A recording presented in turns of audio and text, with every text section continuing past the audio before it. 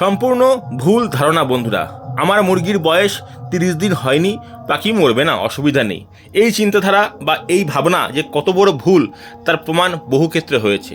Hit স্ট্রোকের ক্ষেত্রে মুরগির বয়সটা কোনো ম্যাটারই করে না, ম্যাটার করে একমাত্র বডি ওয়েট। বন্ধুরা, আপনাদের ফার্মের মুরগির ওজন যদি 1100 প্লাস হয়ে যায় তাহলে বুঝবেন আপনার ফার্মে মুরগির হিট স্ট্রোক হওয়ার সম্ভাবনা আছে, হতে পারে বা আসতে পারে। সেক্ষেত্রে আপনার ম্যানেজমেন্ট যদি ভালো হয়, ব্যবস্থাপনা যদি ভালো হয়, জলে যদি সেরকম ওষুধপত্র ব্যবহার করেন, ঘরে ঠিকমতো ফ্যান চালান, ফগার চালান, জল ঘরে স্প্রে করেন, সেক্ষেত্রে মুরগি মরে না। বন্ধুরা, 22-23 দিন বয়সে অনেক ফার্মে মুরগি 1200-1300 হয়ে যায়, 24 দিনও হয়। সেক্ষেত্রে অনেকে মনে করে পাখির বয়স 25 দিন হয়নি, ফ্যান চালাবো না, অসুবিধা নেই, মরবে না। সেই সব ক্ষেত্রে কিন্তু একটা বড় ব্যাপক দুর্ঘটনা ঘটতে পারে গরমের সময়।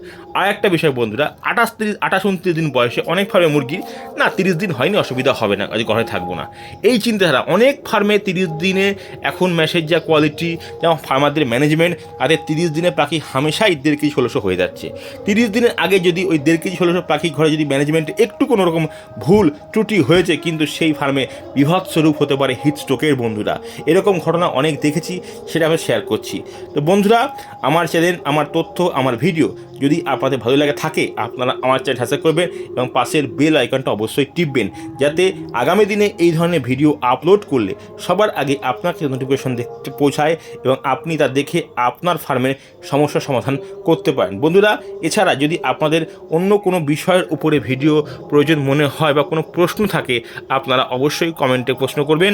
আমি সেই প্রশ্নের বা সেই বিষয়ের উপরে ভিডিও দেওয়ার চেষ্টা করব আমার সাধ্যমতো। বন্ধুরা, এটা গেল একটা বিষয়। আর একটা কথা বলি, বড় মুরগির ক্ষেত্রে, হিট স্ট্রোকের ক্ষেত্রে সবথেকে খেয়াল রাখবেন, আপনার ফার্মে যে বড় বড় মুরগি বা মোরগগুলো আছে সেগুলো কিন্তু হিট স্ট্রোকের কারণে বেশি মরে। ঘরে যখন ঘোরাফেরা করবেন 32 দিন বসে পরে, বড় মোরগ বা মুরগিগুলোকে বেশিক্ষণ এক জায়গায় বসে থাকতে দেবেন না, সেটাকে আলতো করে তুলে দেবেন যাতে জল ফল খায়। আর এই সময় কিন্তু ঘরে কন্টিনিউ ফ্যান চালাবেন না, ফ্যানটা চলবে 1 ঘন্টা, 10 মিনিট, 15 মিনিট, আধা ঘন্টা অফ থাকবে, সব মুরগির জল ফল খাবে, তারপর আবার ফ্যান করবে, বন্ধ করবেন। অর্থাৎ বন্ধুরা, এটাকে বলতে পারি আপনাদেরকে, মুরগির হিট স্ট্রোকের ক্ষেত্রে নির্দিষ্ট কোনো বয়স নেই। মুরগির বডি ওয়েট 1100 প্লাস হয়ে গেলে, বয়স যাই হোক না কেন, তারপরের থেকে কিন্তু ফার্মে একটা ভয় কাজ করবে, ভয় থাকতে পারে।